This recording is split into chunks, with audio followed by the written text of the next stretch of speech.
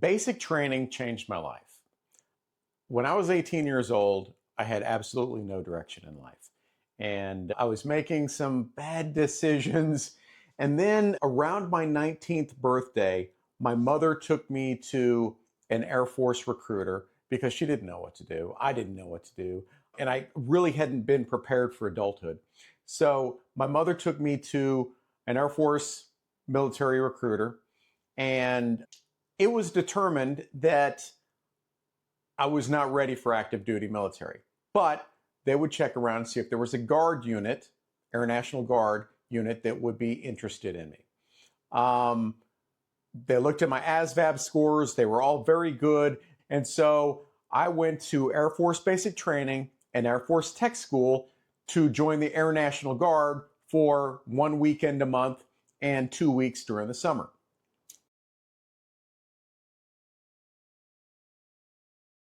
Basic training changed my life. But there were some things that I wish I knew before I went in, just to be better prepared, because basic training was hard for me because of these things that I was not ready for. I've got a list of 6 things that will help you if you're thinking about going into the military. Basic training is basically the same across the board, whether it's the Coast Guard, the Navy, Marines, Air Force, or Army. It's all basically the same. They're trying to strip you of your personal identity and turn you into a team player who can operate well under pressure. And I've also got a list of 10 things you need to do to prepare yourself for basic training before you ever leave. Okay? But first, I want to give you the 6 things I wish I knew before I went to basic training. All right, these are things that mentally you need to understand before you go, just so that when you get off the bus, you're not completely blindsided. So the first thing that I wish I knew and understood when I went to basic training is that you'll be yelled at constantly. From the moment that you get off the bus, they're going to be yelling at you. And they do this for a number of reasons. First of all, don't take it personally, all right, because they're trying to see if you have a breaking point, if you can handle the pressure. Because in combat, you cannot afford to freeze. Are you going to freeze? Are you going to flee? Are you going to break down and start crying? Or can you handle what they're throwing at you? And this is the worst case scenario. But in combat, it's going to sound like that. You're going to have people yelling and screaming at you to do things that you're going to have to do immediately without freezing, without panic, without argument. So this is from day one, from the moment you get off the bus, they're going to be doing this. They're going to be yelling and screaming at you just to see what kind of person you are. Do not take it personally. This is their job. The drill instructor, the training instructor, this is their job. Don't take it personally. It's not about you. It's about the overall group and seeing how you fit in the group, and that you can fit in the group, because they're trying to wash you out. All right? They're trying to find the weak links. Don't take it personally. Number 2, and this is something, God, I wish somebody had told me. Group showers. You'll be showering in a group. There is no more privacy. Everything you will do in this group. They're going to put you in a group of 40 guys or 40 girls, and you are going to get to know these people very personally, very intimately, okay? But not physically intimately, just intimately. Whenever you take a shower, you do it as a group. There will be 10 shower heads in there, and everybody goes in, and you just stand in front of a shower head, and you got 30 seconds to wash yourself, and then you get out, and then the next group will come in, and they got 30 seconds to wash themselves. You've got no privacy. Your beds will be lined up in a row. I don't think you'll have bunk beds. You might, but many times it's just a long flight. That's what they called it in Air Force basic training. You had flights. And so you had 10 beds in a row. All right. There's no separation. There's no privacy. You just know your bed is number 3 or number 5 or number 8 or whatever in that row. And every morning you're going to wake up next to these people. Every morning, you're going to get dressed next to these people. When you go to the bathroom, there may not even be a door on the stall. So you're going to be making eye contact with people when you're sitting on the toilet. There is no privacy anymore. So you need to understand that before you go in. Because otherwise, and I know people who have had trouble with this, you got your own bedroom, you've had privacy your entire life. You will know these people better than you know your brother or your sister or your mother or your father. You're going to know these people very well. So, yeah, just understand there's no privacy. All right, number 3, chow time. All right, just like shower time or the personal time before you go to bed, you're going to have just a few minutes to eat, and you'll learn how to eat fast. You go in, get your food, sit down, eat, no chit chat, and then you get back out. Everything is on a strict schedule, and you'll just have a few minutes to eat. There's not a lot of personal time. You don't get a chance to sit there and complain about anything, because every moment of your day is mapped out, including chow time. So when you wake up in the morning, you jump out of bed, you immediately get dressed, make your bed, get in line, march to chow. You just get used to it. And it will carry on into civilian life years later. Everybody will be, why you eat so fast? And you'll be like, I don't know. It's because it all stems back to basic training. All right, your phone. Okay, so you do not get technology in basic training. You don't. You won't have your phone. You won't be able to text. They will take that away from you. And, of course, when I went to basic training, we didn't have that. We didn't have technology. But now they take it all away from you. When you go into basic training, you are completely isolated from the outside world. You don't know anything that's going on. In fact, if there was a natural disaster or military disaster somewhere, you would not know it. They would not tell you in basic training. You'll get out of basic training. You'll have new contact with the outside world. And you're like, oh, wow, I had no idea this was going on. I know that when I was in basic training, I didn't get a lot of letters, but every once in a while I would. And it was, man, you really look forward to those. And you're always like, I wonder who sent me a letter. 5. So there is a graduation ceremony at the end of basic training. In fact, a friend of mine, his daughter just graduated from Marine boot camp. And, there's this big ceremony out there, and they're marching and they're all dressed up and they look great. Well, that's basically all we did. You're learning how to march, because marching is important, but you'll never march as much as you do in basic training. But they're trying to get you used to operating as part of a group. And without knowing what your job is, this is the best way to do it. So they teach you how to march in formation, right turn, left turn. They teach you how to salute. They teach you when to salute, how to address everyone. Because if you're a commissioned officer, then you're a sir, and it warrants a salute. But if you're enlisted, then you don't salute those people. But in basic training, you will salute your drill sergeant and address him as sir, just for practice. But in the real military, you won't address that sergeant as sir anymore. So, but that's important to understand. Okay, so ceremony. Oh yeah. My point is that you will learn all this for the graduation ceremony. You'll spend 6 weeks learning all the fundamentals of the military and training for the graduation ceremony. A couple of times during the week, you'll go out there and you'll practice. You'll just march all the time, everywhere, and you'll become pretty good at it. But you won't march nearly as much as you do in basic training. All right. Now, you will be sleep deprived, but what will happen is when it's time to sleep, you will learn how to fall into a deep sleep. And that's because you've been working so hard physically and mentally and all these emotions that when it finally comes time to sleep, you will sleep hard. I remember one time within the first 2 weeks, I was exhausted. My head hits the pillow, morning comes around, and I'm awakened by one of my flight mates going, "Slatton, wake up, wake up." And I'm like, oh my gosh, I couldn't believe, because it is usually so noisy first thing that you jump right out of bed, but this was the first time I did not just jump right out of bed. I mean, I slept through all of the morning chaos.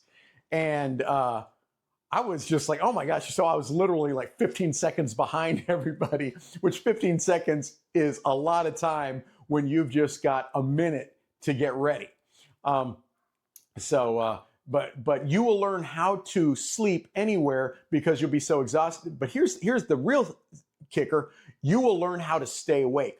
See, when I was in middle school and high school, we had like 7 paper routes. Okay. So I was up every morning at 2:30, 3:30 in the morning, no later than 5 o'clock in the morning. And then we would, throw papers. So we'd be running on the outside of the car or running through apartment buildings. So when we finally got to school, we were tired. And my brother and I, we would sleep in class. When I got into basic training, the first thing I want to do when I sat down in a classroom was close my eyes. You don't do that, man. You do not close your eyes in there. The minute they see your eyes start to go half-mast, they are right here in your ear. You getting tired, boy? You getting tired? Oh, man. So you learn to stay awake. I remember before I ever went to basic training, I would sit down in a chair at these guard meetings. I went to like a couple before I went to basic training. I would just immediately go to sleep. And those guys, they were all real cool with it because they wanted to see the before and the after. And then once I got out of basic training in tech school and I started doing my 1 weekend a month, I would come in and I was wide awake. And everybody had rank. And I was like, oh, look at this. This guy is actually an officer. I had no idea. I wasn't saluting that guy before when I met him the first time, but I was just showing up in civilian clothes. Now I'm showing up and people who meant nothing to me now had rank. And, you got this Chief Master Sergeant over here. You're like, oh my God, I thought he was just some grumpy old man, but he's actually a Chief Master Sergeant. That's amazing.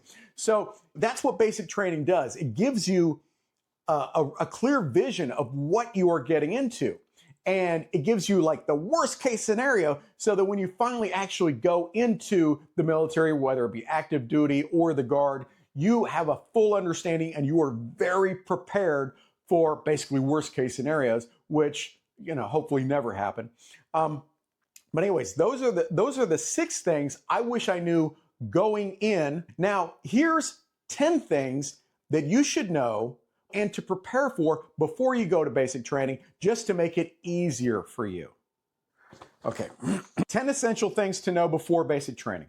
Okay, physical fitness is essential. You'll hear about a lot of people, I'm going to basic training. It's like, you're fat, man. Are you sure you're gonna be able to make it through?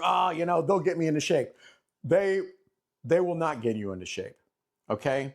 They are trying to weed out the weakest links. If you're fat going into basic training and you're just sitting on the couch every day, you're not going to make it through basic training. You might get a medical discharge if you're lucky.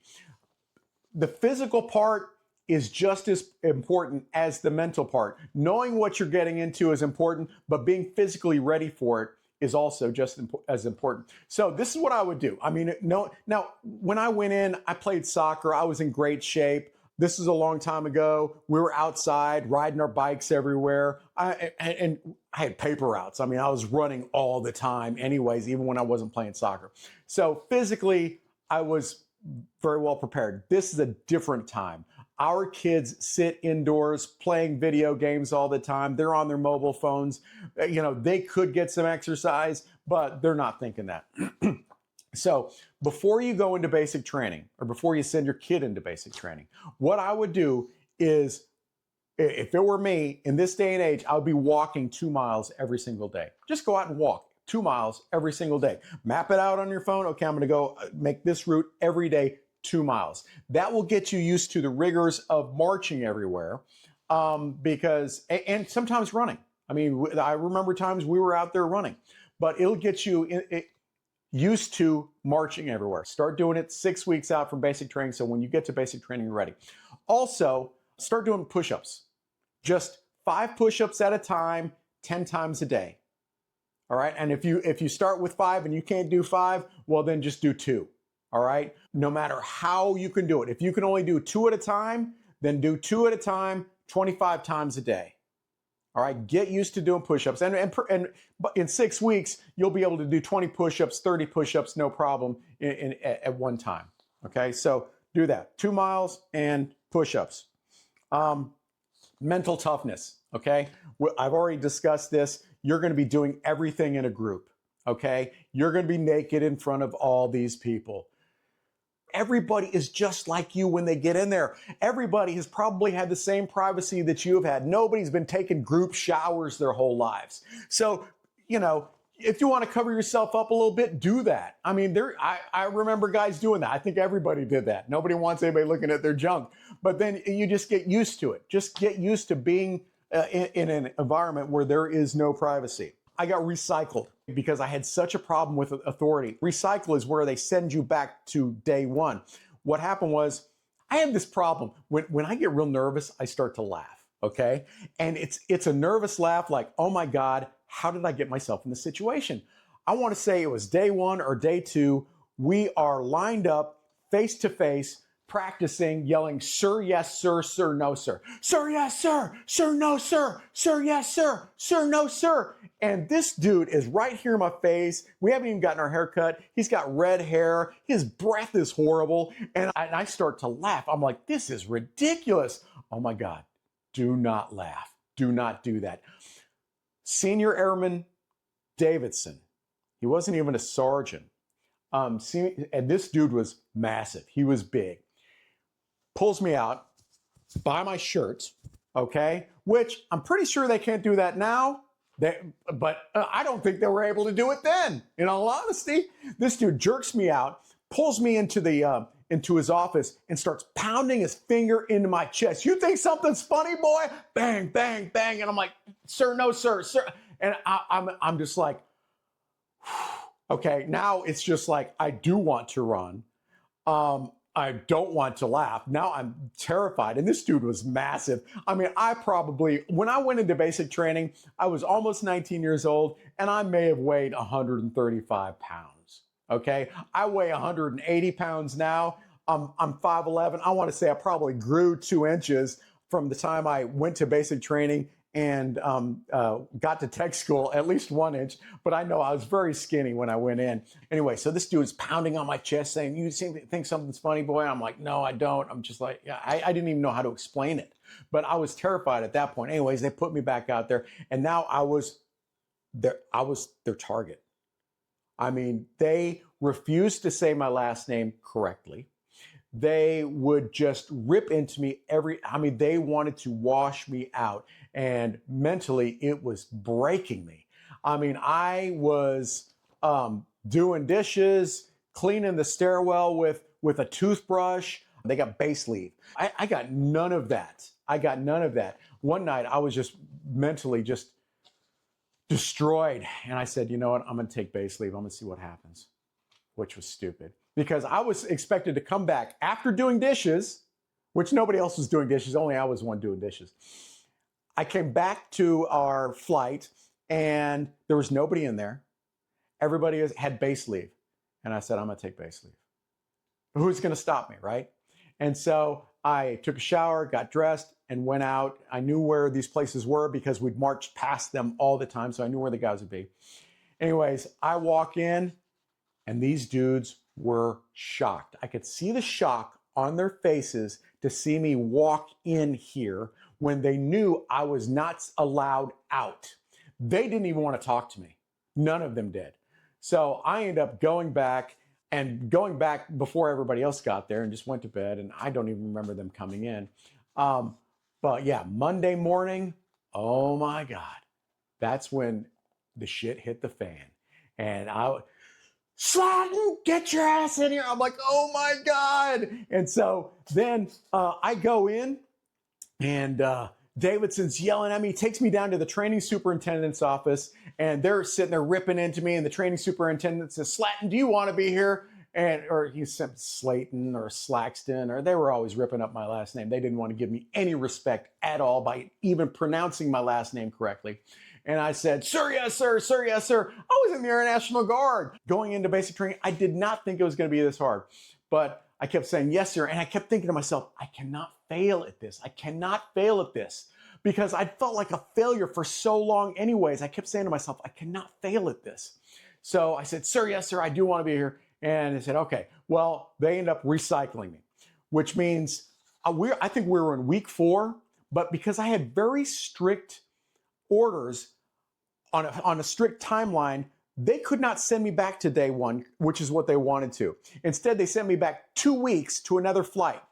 And this guy, Sergeant Mixon, he was like this tall, but he was, muscular.